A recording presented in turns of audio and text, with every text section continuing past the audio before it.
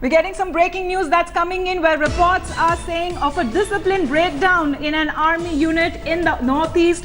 Army Jawans have beaten up an officer at a unit after a Jawan died during training exercise.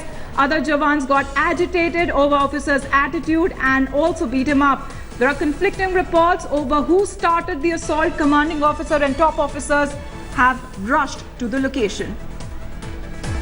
Joining me with more details is India Today senior editor Gaurav Sawant. Gaurav, what's the latest? What are the details of this indiscipline that has been reported in the army unit in the northeast?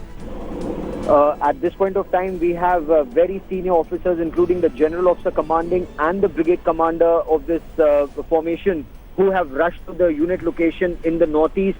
This is not very far from the India-China border in the northeast, where this incident is learned to have, we've learned that this incident took place yesterday when there was a fight between some Jawans and one young officer during a training exercise in high altitude.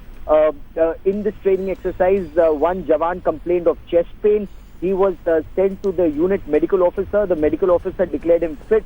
He was asked to rejoin the exercise. When he rejoined the exercise, he complained of chest pain again. And then when he was being taken to the hospital, he passed away. And in this situation, the Jawans got agitated, is what the information is filtering in. When this young officer went to either console them or talk to them, we don't know. There's no clarity on that just as yet.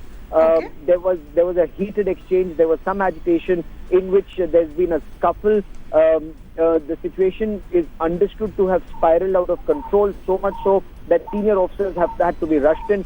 The commanding officer was at a different location. He's now being rushed back, as are other senior officers. Right. The situation, according to the army, is currently under control. All right, the situation seems to be under control for now. Many thanks, Gaurav Sawant, for joining us.